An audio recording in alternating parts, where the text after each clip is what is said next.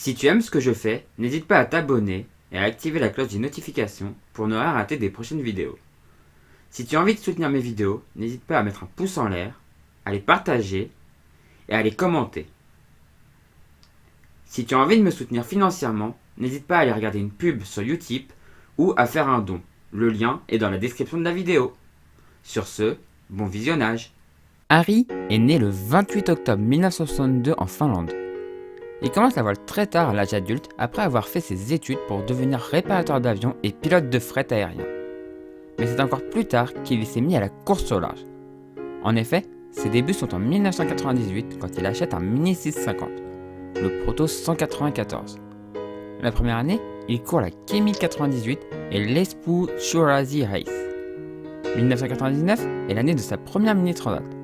Avant ça, pour se préparer et se qualifier, il finit 9ème de la Mini Fastnet, 15ème de la Transgascogne et enfin 14ème de la Mini Transat, sa première transat en solitaire. Après ça, il retourne à sa vie professionnelle avant d'essayer de revenir sur le circuit Mini en 2003, sur le Proto 276. Il finira 6ème de la Mini Pavois, 23ème de la Mini Fastnet et 13ème de la Transgascogne. Malheureusement, il ne participera pas à la Mini Transat. Puis après une nouvelle période d'activité professionnelle, il revient en 2007 sur le circuit Mini une troisième fois avec le bateau sur lequel il a couru sa première Mini Transat. Il court du coup en 2007 la demi-clé 650 qu'il finit à la 43e position.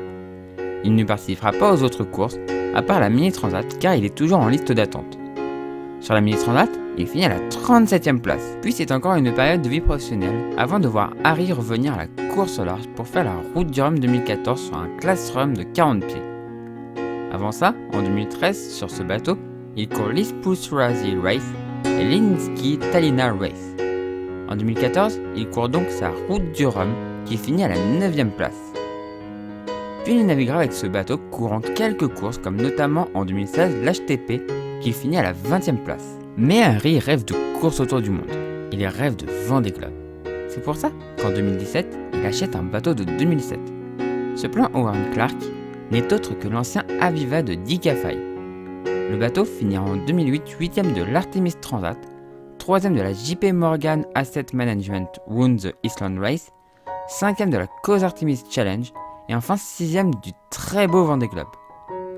En 2009, le bateau bat le record du Tour des îles Britanniques, finit 5ème de la Cause Artemis Challenge et de la Fastnet Race et enfin 8ème de la Transat Jacques Vabre. En 2010, le bateau finit 6ème de la Vuelta a España Vela, court l'Artemis Challenge et finit 6ème de la Barcelona World Race. Désolé pour mon accent espagnol très moyen.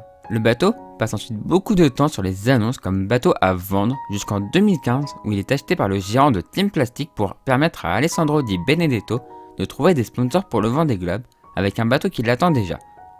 Malheureusement, il ne trouvera pas de sponsor et le bateau sera remis en vente.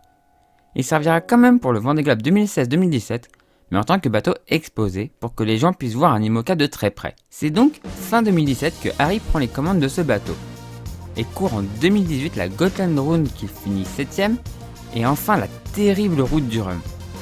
Pendant cette course, qui finira à la 11ème position, il se fera rentrer dedans par un IMOCA déguisé en classe Rhum. En 2019, il finira à la 16ème place de la Bermude Mill Race, 16ème de la Helsinki Tallinna Race et enfin 26ème de la Jacques Vabre avec une grand voile qui partait en lambeaux. En 2020, Harry s'entraîne hors course avant le départ du Vendée Globe. C'est donc sur un bateau sister ship de la Mickaëline qui a assez peu couru que Harry va s'élancer. Mais le bateau est fiable et a été optimisé notamment en l'allégeant au max et en remplaçant les barres à roues par des barres franches. Contrairement à la Mickaëline, le bateau n'a pas de foil, ce qui fera qu'il ne devrait pas pouvoir rivaliser avec ce dernier. Harry connaît bien son bateau et commence à avoir pas mal de milles parcourus à son bord, ce qui est un grand atout pour le Vendée Globe. Il devrait peut-être pouvoir se battre pour le milieu de classement des non-foilers, mais pas plus haut je pense car certains autres bateaux non-foilers sont quand même un peu meilleurs. Je ne connaissais pas ce marin avant la route du Rhum 2018, et je ne l'ai jamais rencontré. Mais il a l'air très sympathique. Il sera l'un des rares skippers à ne pas être à 100% professionnel car il exerce toujours dans sa profession de pilote d'avion.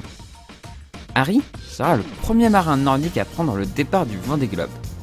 Espérons pour lui qu'il sera aussi le premier à le finir. Dans tous les cas, on le suivra comme tous les autres sur cette chaîne.